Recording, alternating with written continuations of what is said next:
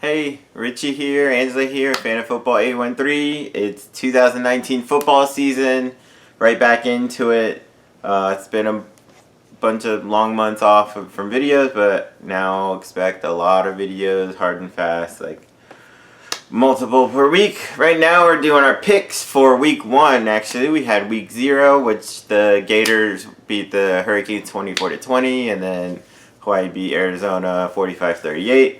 Now we're going to week 1. We're going to do Thursday, Friday games. We'll have another video for you guys for the Saturday and the Sunday, Monday games because it's Labor Day weekend. But for right now, the first game on Thursday, it'll be the UCLA Bruins and the Cincinnati Bearcats. It should be good. Cincinnati's coming off an 11-win season. Both have really good running backs. UCLA They started off badly last year, and then they kind of turned it on a little bit. I expect them to be improved. This will be a really good game because UCLA may be kind of a bowl team, and Cincinnati's a favorite for the American Athletic Conference. But I'm gonna go with UCLA here. And Cincinnati is okay. They're both good. I actually have a hard time picking that one, but so I'll pick Cincinnati then. Yeah, I'm just going UCLA because I just expect them to be improved and start off well. The next game, it's 1AA. There's a whole bunch of 1AA teams. Wagner versus UConn. UConn lost their quarterback, but I pick. I'm gonna go UConn, Connecticut here. So Wagner would be the. Yeah. Wagner would be the upset. I'm going for the upset. But UConn kind of sucks. So for anyone that watched last year and those that don't, I tend to go for the colors of the jerseys, upsets, certain things. He goes for the stats and actual relevant facts. Then we got the next game, Albany and Central Michigan. Michigan has a new head coach. He was the former Gator head coach and coach at Colorado State. But I'm going to go Central Michigan here. And then Albany, that's still 1AA. Yeah. Oh, that's a 1AA? Most of these are 1AA. Yeah. Oh, this is the one. Yeah. Oh. Both are. Wagner's 1AA, Albany's 1AA, Morgan State's 1AA, Robert Morris is 1AA, Florida A&M's 1AA. No, but I mean which is the lower division? That's 1AA is the lowest division. Oh, okay. It's the lower division. All right, I'll go for Albany. Yep. All right, the next game is Robert Morris and Buffalo. Buffalo lost their quarterback, their top 2 receivers, but they have 2 really good running backs back, so I'm going to go Buffalo. I'll go with Buffalo. Okay. Then you got Morgan State against Bowling Green. Bowling Green, their quarterback transferred out, but they might not be a very good team this year, but they should be good enough to win this, so Bowling Green. I'm going to go for Bowling Green. Central Arkansas, that's the purple field people. Central Arkansas got purple field. Western Kentucky's got a new head coach who was their offensive coordinator a few years ago when they were one of the best offenses in the country. I don't think they'll be that good this year, but I think they'll be good enough to win. So I'll go Western Kentucky. I'm going to go for the purple field. Yeah, even though it's not at that purple field, but. Oh. Then you got, 1AA Florida A&M against number 17 UCF. That's their highest ever preseason ranking. UCF's their highest ever ranking. They got a new quarterback this year, transferring from Notre Dame because the quarterback last year got hurt. And he's probably going to miss this season. And then even the backup got hurt a couple months ago. And he's going to miss part of the season. So they'll have to transfer in. He should still be fine. So I'm going to go UCF pretty big in this one. UCF as well. Gardner-Webb and Charlotte. Another 1AA. Charlotte just missed being able to go to a bowl game last year. So I expect them at least to win this game, which will be big for them. They need all the wins they can get. So I'm going to go Charlotte. Go for Charlotte. Georgia Tech, Clemson, it's an interesting game because it's an actual conference game. Georgia Tech and Clemson are both in the ACC conference. Clemson, they won the national title. They have maybe one of the best offenses ever coming into this year. Georgia Tech has a new coach. They're completely changing their offensive scheme. And they don't have very many returning starters anyway, so I'm going to go Clemson. I am going for Georgia Tech. Yeah, she's going to go for the upset. And TJ goes. Florida International Tulane. To me, this is one of the more interesting games of Thursday. It should be pretty even. Florida International actually won, I think, 9 games last year in the CUSA. Tulane made a bowl last year from the American Athletic. FIU is a favorite to maybe win the CUSA. Tulane at least should make a bowl. Pretty even teams here, but man, I want to go Florida International because we're in Florida. Tulane's pretty good. I'll go Florida International. I'm going for FIU, I was going to say. Yeah. But that should be actually pretty close. It might come down to like a field goal at the end or something. Alabama State, 1AA taking on UAB. UAB was one of those heartwarming stories the last couple of years. They didn't have a team for 2 years, then came back 2 years ago from not even having a team, made a bowl game, then last year set a school record with 11 wins, won the USA Conference. They are losing a lot of starters, but they still should be pretty solid, so UAB. I'll go for UAB. All right, then Texas State, Texas A&M. Texas State has a new head coach. Their offense should be better, but Texas A&M could be like a dark horse SEC winner, possible winner. They'd have to upset Alabama and all those guys, but they're pretty strong. So I'm gonna go Texas A&M. I'll go for Texas A&M. South Dakota State and Minnesota. Minnesota, they're in the Big Ten West. That division is literally wide. There's 7 teams in it, and 6 of them could win it. Like any 6, and they're literally like that. And Minnesota's one. They have one of the best receivers in the country, one of the best running back combinations, trios in the country, really. So I'm going to go Minnesota. I'm going to go for... They're both good? South Dakota State's 1AA. So. I'll go for Minnesota. Kent State and Arizona State. Kent State is in the MAC conference. They weren't very good last year, but they do have a pretty decent quarterback. They could maybe get a bowl game if things break right for them, but it's unlikely. Arizona State had a new head coach last year in Herm Edwards. They made a bowl. They have one of the best running backs in the country, Nino Benjamin, so I'm going to go Arizona State. I am going to go for Arizona State.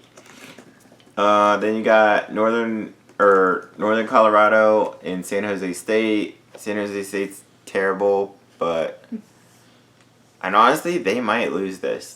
Like Northern Colorado, I don't know a ton about them. I think they're usually decent in the Winnable, and San Jose State is horrible. Man, I almost want to go Northern Colorado with this.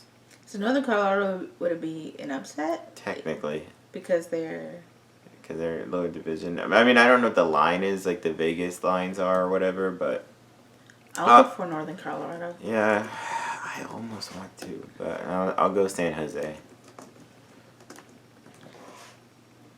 All right, then the final game on Thursday, it's a rivalry game. It's known as the Holy War. It's Utah and BYU, because both in Utah. Utah is a Pac-12 favorite.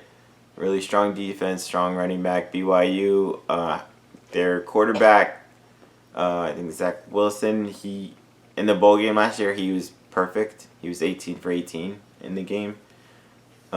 This will be a pretty good game. I'm going to go with Utah, though. Just a slight edge. But this could go maybe to overtime. Well, I'll go for BYU then. Yeah. Wait, which one has the blue field? Another one. Oh. Bluefield is Boise. Oh, Boise. That's right. All right, so those are the Thursday games. Now we're going to go into the Friday games, which there are 8 of them. But actually the Friday games they're all 1A versus 1A in some pretty interesting matchups. Rice Owls against Army. This is not that interesting because Rice is not a very good team, and Army won 11 games last year and could possibly go undefeated this year. Army plays like Michigan week 2 or 3, and if they win that, who knows? Their schedule's easy. So I'm going to go Army. I'm going Army. Tulsa, Michigan State. Tulsa should have a better offense this year. Michigan State should have a much better offense this year. Michigan State has one of the best defenses in the country. They're a possible Big 12 champion candidate. I'm gonna go Michigan State. And then Tulsa's just. I mean, they're in the American Athletic Conference, so they just haven't been very good the last couple of seasons. I'll go for Michigan State. All right, probably the game of the Friday night though is actually Wisconsin coming to South Florida to Tampa. Wisconsin has maybe the best or one of the best players in the country in Jonathan Taylor. He won the Doak Walker Award last year for the best running back in the country. He had 2,000 rushing yards last year, but that's all they have. Granted, that's all Wisconsin normally has because they don't really pass it. They play strong defense. They're going to probably have a true freshman starting at quarterback for them, but Taylor is pretty much all they have, but it might be all they need because it's Wisconsin. That's what they do. USF started 7-0 last year and then lost their last 6. But they have a new offensive coordinator, which I'm kind of excited about. He was a head coach at a lower division, and they led the nation the last couple of years in scoring and total yards. And they're supposed to have a fast offense, kind of like what UCF has had the last couple of years, going fast and putting up points. We have USF has a good running back in Cronkite. This will be interesting. This would be a pretty decent upset because Wisconsin's ranked and USF the way they ended. I'm gonna go upset here, USF. I'm gonna pick USF as well. Plus it's hometown. We're in Tampa, so Yeah, home game. UMass and Rutgers, I was looking at this earlier and both are terrible. UMass lost a lot of players.